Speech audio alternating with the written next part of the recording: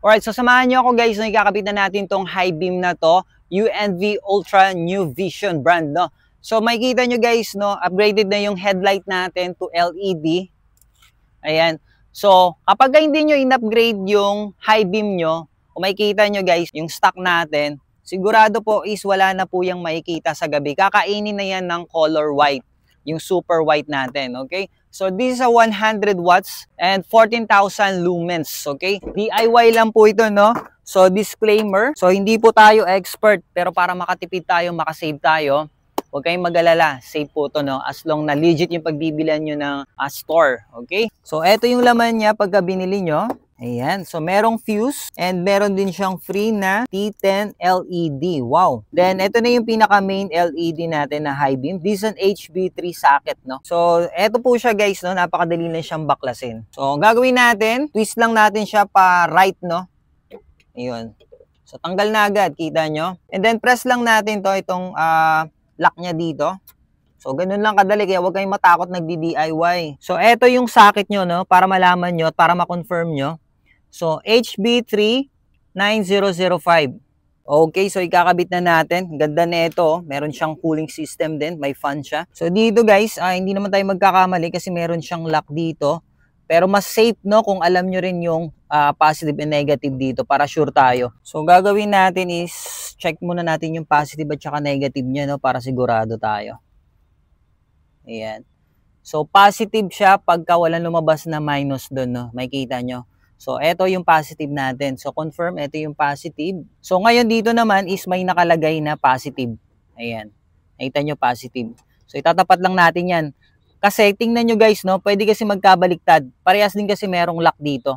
Usually, ganun talaga yung ibang mga socket. So, lalagay lang natin siya. Okay, so sa paglagay guys, no, pag nahirapan kayo, pwede nyong i-adjust to. Meron naman tong kasamang wrench, no, na pang-adjust. Ito may butas dito, no, para ma-align nyo muna yung LED. Dapat yung position niya nakaganyan, no, nakadiretso siya. Ayan, so ito yung butas. Pag in-adjust nyo to dito, mapipihit nyo na tong ano na to, lock niya rito. Ayan, so makikita nyo kasi dito, kailangan ma-shoot nyo siya mabuti doon. Ayan, so try natin ha. Ganito lang paglagay.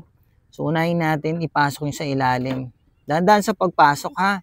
Huwag nyo yung bibiglain. Ayan, so, saktong-sakto na. O, diba? Okay, so dito naman sa kabila sa passenger side. Ayan, so pihit lang natin. Twist lang natin yan. And then, yung lock, press lang, tapos hila. Okay. So, pasok natin ulit. Dahan-dahan lang. Tapos, pag na-align na, tulak nyo lang. Okay, then pihit natin. Twist lang natin yan. Yun, maglalak na yun. So, sana pantay. Tingnan natin sa harap. Ayun, pantay na pantay. Diretso. Okay. Nakikita nyo ba? Ayan, no. So, goods. And then, dito sa kabila. Okay, diretso din. Make sure na talagang diretso siya. Right? So, napakadali lang ikabit. So, tetest na natin para makita nyo yung result. Ayan, o. Nakita nyo. So, mamaya konti pag madilim. Nasa park kasi kami. Ayan, o. So, ito yung sample natin sa madilim na lugar, guys, no? Ito yung low beam natin. Alright? And then yung high beam. O, diba? So, naka-medium tint pa po tayo niyan. So, labas tayo para makita nyo ng actual. Ayan. Diba? Malaki din yung nasa sakop niya na liwanag, oh. So, low beam. So, yan ang low beam natin.